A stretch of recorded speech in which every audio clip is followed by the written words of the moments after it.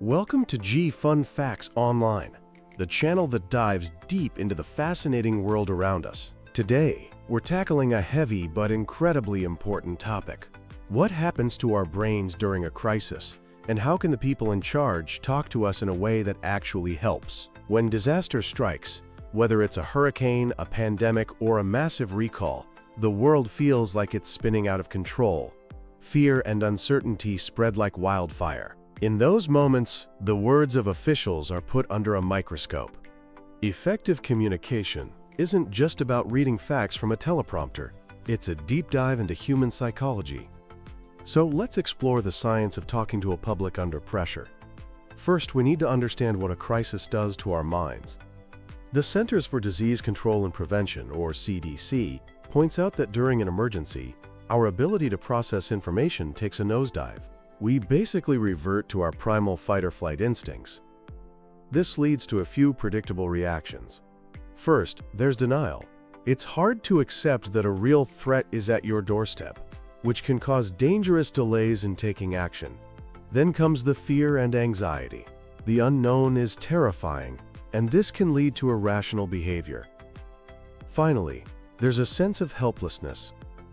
When a threat feels enormous, we can feel powerless, leading to inaction.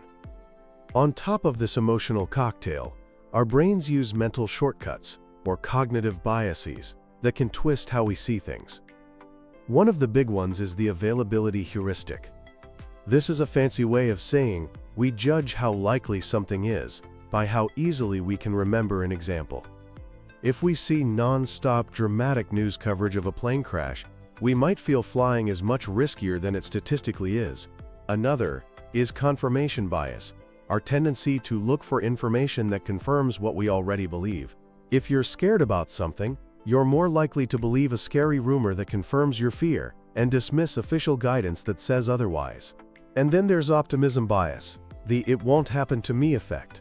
This can lead people to ignore safety recommendations because they underestimate their personal risk. Now let's add another layer of chaos, the infodemic.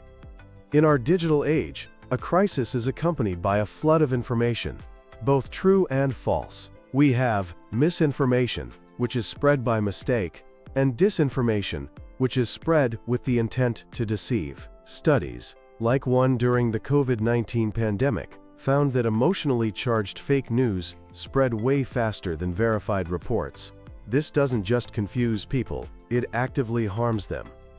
It increases anxiety, erodes our trust in experts and officials, and can lead to cognitive fatigue, where we get so exhausted from sifting through information that we just stop trying. So what's the solution? How do you communicate effectively when everyone is scared, biased, and drowning in fake news? The answer is one simple but incredibly powerful word: trust. In the chaos of a crisis, trust is everything. And you build it with honesty and transparency. This means acknowledging the crisis immediately. Silence from leaders is one of the worst things they can do. It looks like they're hiding something. They also need to communicate with empathy, acknowledging the public's fear with simple phrases like, "We understand this is a scary time," makes people feel heard. And crucially, they have to be honest, even when the news is bad. Hiding information shatters trust, and once it's gone, it's almost impossible to get back. A powerful example of this was Marriott CEO Arne Sorensen's response to the pandemic. In a video to his employees, he was incredibly candid and emotional about the devastating impact on the company. His honesty and vulnerability built a bridge of trust during an incredibly difficult time. Of course, a huge part of this communication happens on social media. It's a double-edged sword. It can be a breeding ground for rumors, but it's also a vital tool for getting information out fast. The key is to be quick, consistent across all platforms, and to engage with the audience by answering questions. During the 2019 Australian wildfires, authorities used social media brilliantly to send out real-time safety updates and evacuation orders, proving how powerful these tools can be when used correctly. Finally, the job isn't over when the immediate danger passes. The psychological impact can last for years. This post-crisis phase is all about rebuilding. It requires sustained communication, learning from any mistakes made during the response, and focusing on resilience. The textbook case for this is the 1982 Tylenol crisis. After several people died from cyanide-laced capsules, Johnson & Johnson responded immediately. They pulled all their products from shelves nationwide and introduced new tamper-proof packaging. Their transparent, decisive action not only saved their brand, but solidified their reputation as a trustworthy company for decades. So, in the end, the psychology of crisis communication is about understanding that you're not just talking to a crowd, you're talking to millions of individual human minds, each wrestling with fear, bias, and uncertainty.